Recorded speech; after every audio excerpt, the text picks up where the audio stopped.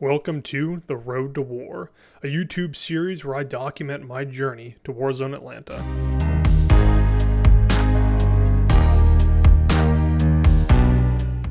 My goal is simple: win best overall at Warzone Atlanta 2021. It requires a combination of being an incredibly good player as well as having one of the best painted armies at the event. So although the challenge itself is simple, the actual task is quite hard, especially since I'm starting off as a mediocre player and an even more mediocre painter.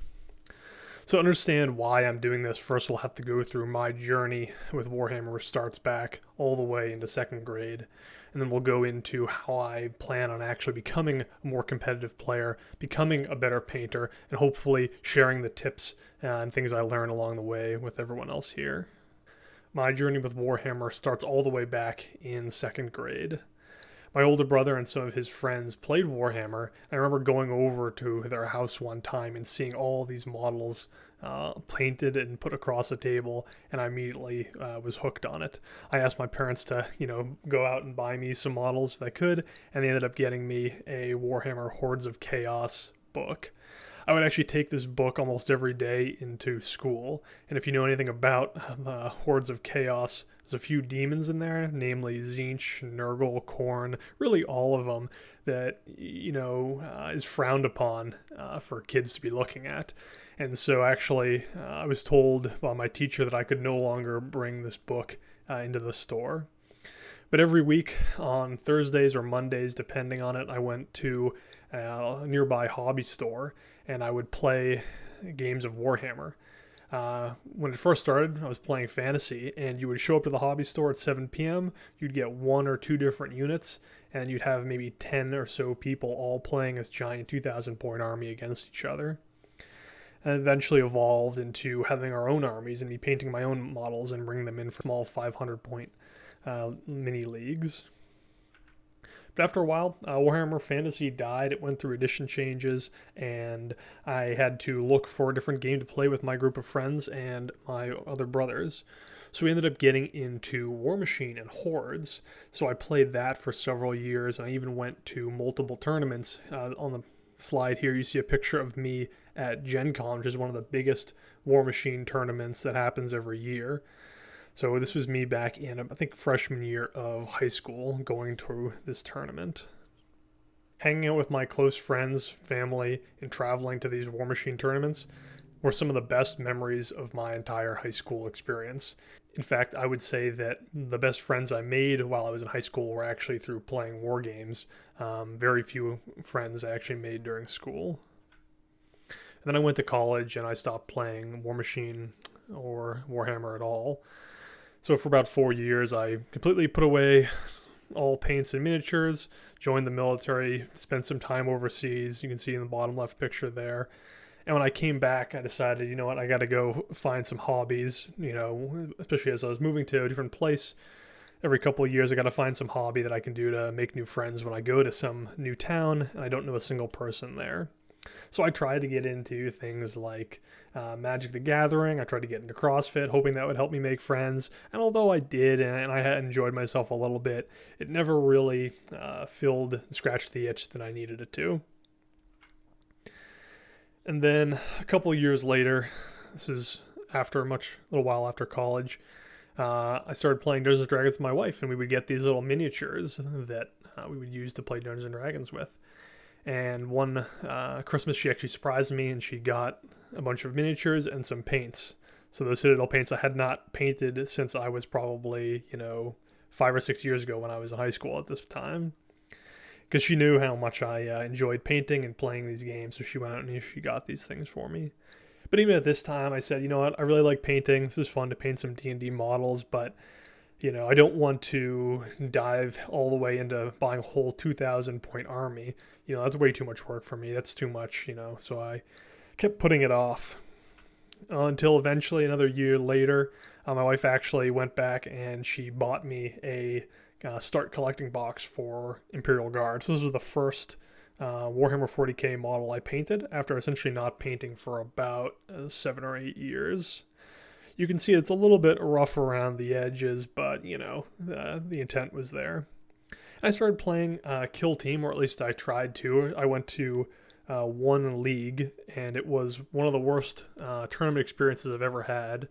But that's a story for a different day. And I was basically turned off from it. And I thought, hey, okay, maybe playing this game isn't for me. I'll just, keep painting. And so I kept painting. And in fact, I painted dozens and dozens of models. And all the models you see here were actually painted before I ever played my first actual game of Warhammer 40k. I really enjoyed painting, and during the quarantine, I just got into painting. I would just sit down, and it would be my relaxing hobby to do.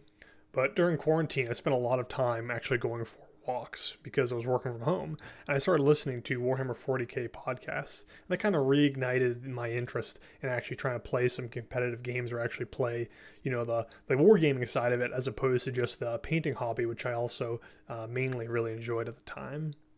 And I was having a really hard time reaching out to people around me to actually play games. Partially, I think, because of the quarantine, but also because, it wasn't super popular where I was located at the time. So eventually I signed up for a tournament that was several hours away, and that was actually my first time playing Warhammer, was at this tournament, at a grand tournament. And then I decided, you know what, I had so much fun at that tournament. I had such a great time meeting people and playing games, and meeting the people that I had actually listened to on the podcast I would, listen to while I was on all my walks. And I decided, you know what, I'm going to write a little story about this, post it on Reddit, and I got so much good feedback. I also really enjoyed the process of playing this tactical game, thinking about all the different things that happened in it, all the different, ways I could have done better, and then putting that out there. And I really enjoyed the process of writing these battle reports. And then 6 months later, I went to another GT without playing any games in between, which was not a good idea. I did pretty poorly at that grand tournament, but once again, I wrote a written battle report on it, and I even made a little video going through each of my games. And I thought to myself, this is, so enjoyable, and talking to people about how to improve is so enjoyable, and thinking about this game and painting models and just kind of investing yourself into it was exactly what I wanted with in the hobby.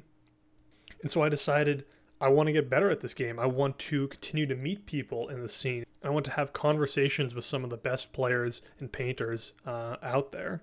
And then I started thinking, well, what do I actually have to do to get competitive? Or, how to stop sucking at this game? Well, I've got 25 weeks till Warzone Atlanta. And I'd like to get about 20 practice games in, and about 2 to 3 practice tournaments. But more than that, I'd like to be doing written reports on key decisions and strategies during these games, similar to the videos I've made in the past.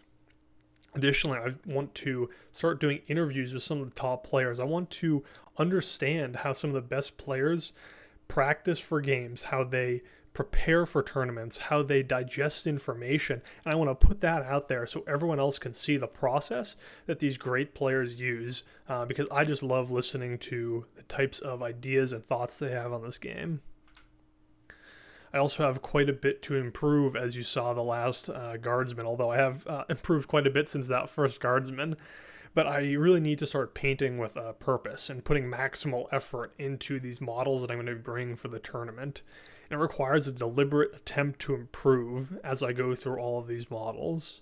Additionally, you can't truly win Best Painted unless you have a display board. So it's my goal to make a thematic display board specifically designed for my army to give me the best shot.